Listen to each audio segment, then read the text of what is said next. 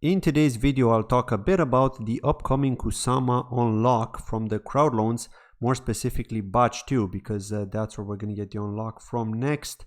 Are you looking forward to it? That's one of the big questions that's on many people's minds, because there are people that are concerned, right? But remember, in the first batch, when we had that major unlock of over 1 million KSM, nothing bad happened, and so it's possible that nothing bad is going to happen this time.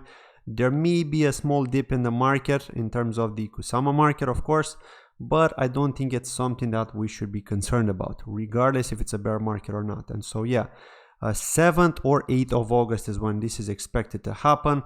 We'll take a look at that in a moment from the official Polkadot web wallet, because that's where we can see the timing. That's the only source of truth, because it's all about the blocks, and then the blocks are converted to time. Then we'll talk a little bit about Mogwai as well, but and then it's related to a Juna network in case you weren't aware. And they are coming to Bajun. They've just announced it in a trailer.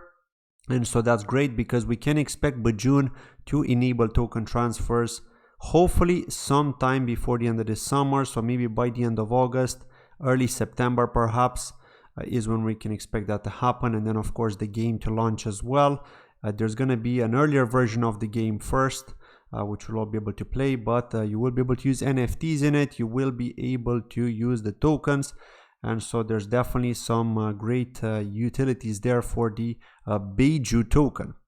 And next, let's talk about the upcoming unlock. And so if you go to the official Polkadot web wallet, and if you actually scroll up, and once you're on Kusama, if you go to parachains, to be able to see this page, and then you go to overview, on the right hand side you'll be able to see all the different leases. I have spoken about this in different videos in the past, but just in case you weren't aware, I'm just going to repeat this just to remind you how you can actually check when a lease is due to expire. And if we look for the ones that won in batch 2, like for example Kill SpiritNet, Parallel Heiko, Calamari. Now Calamari got a recent they won another lease, so an extension to it, and they got self-funding. So because of that, the timer was reset, and you can't see how many days are left, because now we've got 309 days, which means they got an additional 11 months. However, with Parallel Heiko and Kill SpiritNet, we can still see the old parachains here. And so these are the old leases, I should say. Okay, they've got new leases now, but these are the old leases. And so here you could see they've got 15 days and 14 hours to go, which equates to the 7th of August, possibly the 8th of August. Okay, possibly the 8th of August, and possibly even the 9th of August. It all depends on the block times, because the Kusama block times could run slower at times. And so if that is the case, then it's not really exact, right? But yeah, we can expect anything between the 7th and the 9th of August. I would say more like 8th of August is when we can expect it, but 9th would be like probably the latest. And so that's when we can expect the unlock to happen. And everyone can be can stop worrying about what's to come, okay? Because then, like I said, for batches 3, batches 4, and all the other batches, there wasn't that much KSM locked up for them, and so there's less worry there. Next, let's look at this tweet here, which I've just retweeted. It's with regards to Mogwai from a Juna network. This is the Battle Mogs trailer. Again, this is not a brand new trailer. It was actually tweeted a little while ago. This was on the 5th of July, but I just happened to see it now. I'm just following so many Twitter accounts that, you know, sometimes I just miss these tweets. But this is how it looks. It looks pretty awesome. As you can see, there's an egg, and from that egg, the Mogwais hatch. And so you could see that the Canaria birds had a major impact in the Kusama ecosystem, or Dotsama ecosystem, I should say, as a whole, because it gave birth to a lot of innovation. And so now you're going to see a lot of these projects that are working with gaming, with NFTs, using eggs. And once you have those eggs, then you'll be able to hatch those NFTs, be a different types of characters, right? And we've seen Kusama dragons are doing the same, and they've got a collection on Singular.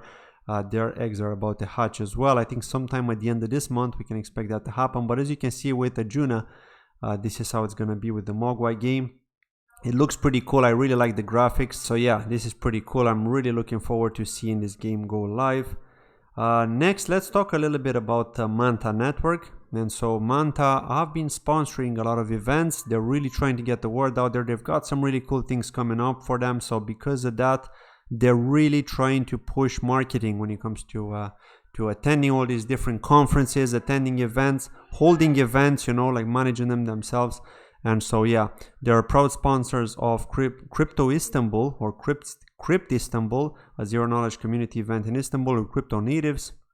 They're inviting Mantalorians from Manta Network Turkey to join them on July 30th if you're interested to go there.